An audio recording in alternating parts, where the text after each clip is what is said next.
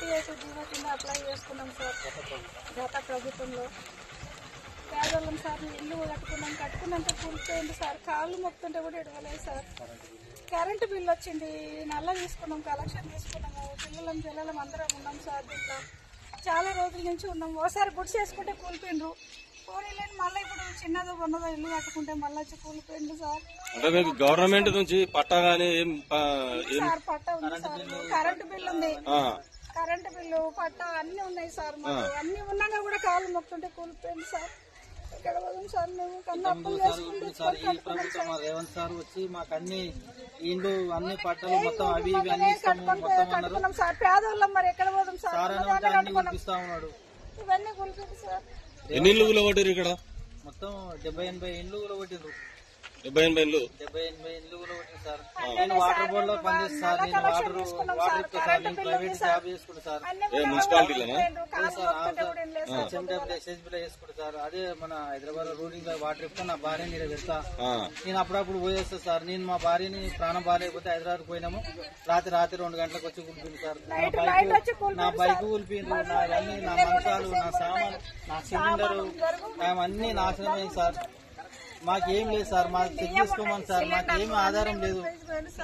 వీరికి 2 సార్లు సార్, 2 సార్ల నుంచి పోలీస్ స్టేషన్ లో కూడా మా పేరు రాకుండా సార్.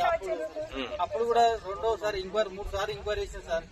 పోలీస్ స్టేషన్ కూడా అమ్మ ఈడి వరకే కట్టుకుని ఇంతవరకు కట్టుకోండి, మళ్ళీ ఎక్స్ట్రా కట్టుకోదంటే ఉన్నంతల్ని కట్టుకుని ఉన్నాం సార్. ఉన్నప్పుడు మాకు సార్ 60 గజాలు సార్. 60 గజాలు ఇచ్చింది సార్. అప్పట్లో అదే కట్టుకున్నాం సార్. మాకు ఏం లేవు సార్, 2-3 లేవు, ఏం లేవు సార్. ఒకసారి గుడిసె కూలిపోయింది సార్. గుడిసె కూలిపోయినాక మళ్ళా 7 వరకు కట్టుకోండి అమ్మా, ఏం కాదంటే ఉన్న 60 గజాల కాడి కట్టుకున్నాము, నల్ల కలెక్షన్ తీసుకున్నాము, కరెంటు బిల్లు ఉంది, అన్ని ఉన్నాయి. రాత్రి చెప్పకుండా వచ్చి కులుపుతూనే ఉంది సార్. కాళ్ళ ఏళ్ళ మొక్కుతుంటే కూడా ఎదుగుతలేదు సార్. అట్టే కులుపుతుంది. పానాలు బాగాలేక కట్టుకున్నాం సార్. మొత్తం బైక్ సార్, 60-70 వేల బైక్ నాశనమైంది సార్. బైక్ మొత్తం బైక్ ఉన్నాక కూడా అట్లే పీకేసింది సార్.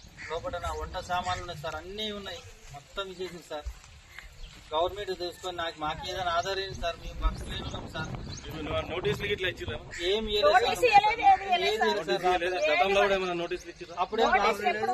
అప్పుడు కూడా ఇలా చెప్పారు. ఇంతవరకు ఎక్స్ట్రా కట్టుకోకుండా నోటీసులు ఎవరేమి ఇవ్వలేదు సార్. మాకు నోటీసులు ఇవ్వలేదు.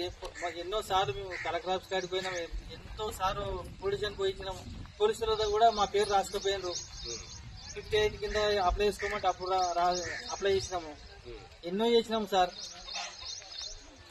నేను అంటే మీ ఏరియా కౌన్సిలర్ ఉన్నాడా?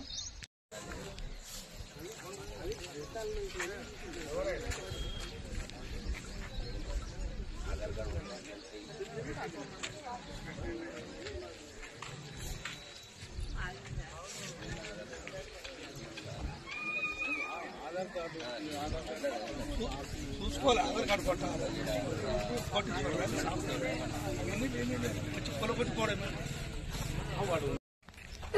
ఒక్కసారి కాదు 2 సార్లు అయితే కట్టుకోదు నాయన. మేము పేదలు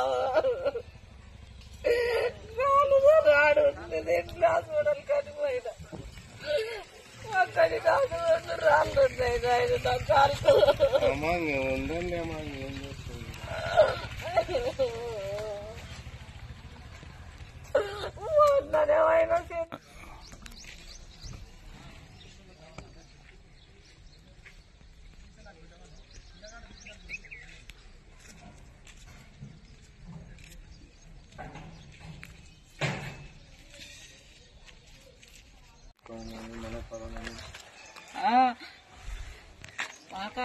మా కాంగ్రెస్ అని తిరుగుతాడు. తన కాంగ్రెస్ ఏం పెట్టింది? ఇప్పుడు ఉండడానికి గూడు కూడా లేకుండా చేసింది. 60 గజాలు మేమేం ఎకరాలు కట్టుకున్నావా?